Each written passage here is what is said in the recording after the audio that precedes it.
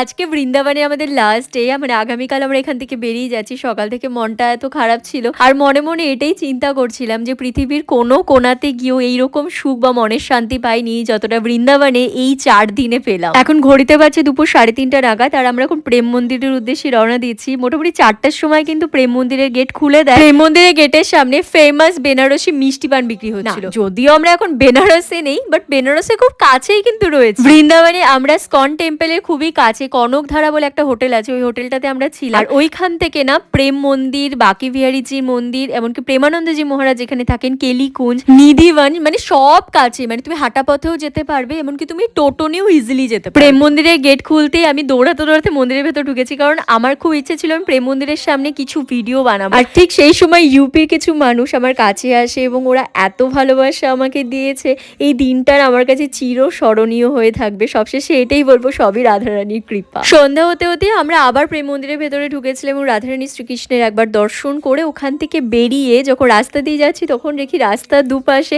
এত সুন্দর সুন্দর চুড়ি নিয়ে বসে রয়েছে। আর তোমরা তো দেখোই আমি চুড়ি পরতে ভীষণ ভালোবাসি, মানে আমি সোনার চুড়ি থেকেও স্টোনের চুড়ি পরতে বেশি পছন্দ করি। এখান থেকে চুড়ি কিনে একটু হাঁটা পথে আগাতেই দেখছি কি সুন্দর সুন্দর রাধাকৃষ্ণের ফটো। আমার কিছু শ্বশুর বাড়ি এবং বাপের বাড়ি ক্লোজ রিলেটিভসদের জন্য এখান থেকে ঠাকুরের ফটো নিয়ে এই গোপী ড্রেসগুলো 500 টাকা করে বলছিল, কিন্তু আমি পরে আর নেইনি, কারণ আমার কাছে অলরেডি 3টে গোপী ড্রেস হয়ে গেছে। আমাদের ইচ্ছে ছিল আমরা স্কন টেম্পলে সন্ধ্যা আরতিটা দেখবো। আর তোমাদেরকে বলবো, যারা মনে করছো ডিপ্রেশন বা স্ট্রেসের মধ্যে দিয়ে আছো, তারা অবশ্যই স্কন টেম্পলে সন্ধ্যাবেলার আরতিটা একবার এসে দেখো। তোমাদের টেনশন গায়েব হয়ে যাবে। মানে এটুকু বলতে পারি যে তোমরা মেন্টালি স্ট্রেংথ পাবে। আমাকে ভিউয়ার্সরা সহ বৃন্দাবনের অনেকেই জিজ্ঞেস করেছিল এই গোপী ড্রেসটা আমি কোথা থেকে নিয়েছি। আমি কিন্তু এটা মায়াপুর থেকে অর্ডার দিয়ে বানিয়েছিলাম। আমরা এই এতগুলো দিন ছিলাম, কিন্তু একদিনও বৃন্দাবনে কোনো ফাস্ট ফুড ট্রাই করিনি, তাই ভাবলাম আজকে আমরা জমিয়ে কিছু ফাস্ট ফুড ট্রাই করব। ভেজ ফাস্ট ফুড কেমন হবে আমরা তাই ভাবি, তাই না? কিন্তু খাবারগুলো এত টেস্টি ছিল। ফার্স্ট আমরা চাউমিন নিয়েছিলাম, তারপর সুইট কর্ন, দুটোই খুব ভালো ছিল। আর এগুলো সব স্কন টেম্পলের সামনে বিক্রি হচ্ছিল। তারপর আমরা ওখান থেকে সোজা আশ্রমে চলে যাই ডিনার করতে, কারণ পরের দিন কিন্তু আমাদের সকাল সকাল ঘুম থেকে উঠতে হবে। আর সকালে কিন্তু আমাদের তুনলা থেকে ট্রেন রয়েছে। তোমরা কখনো বৃন্দাবনে এসে থাকলে তার অনুভূতি আমায় কমেন্টে জানিও। টাটা।